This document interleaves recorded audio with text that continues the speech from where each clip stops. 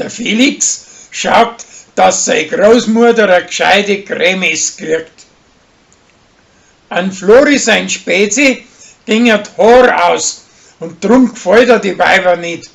Und deswegen lässt er sich von ihm ein Platten schneiden, das rausschaut, als wäre ein Kino heut.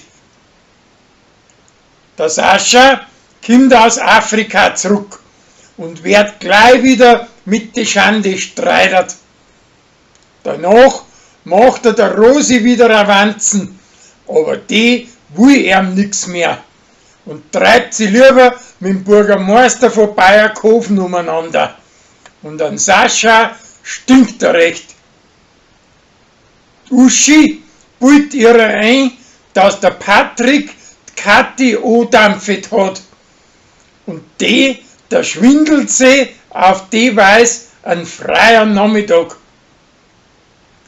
Als Hummel sammelt Stopseln zusammen von den Weinflaschen, weil's mit den Landweiberebs basteln möchte.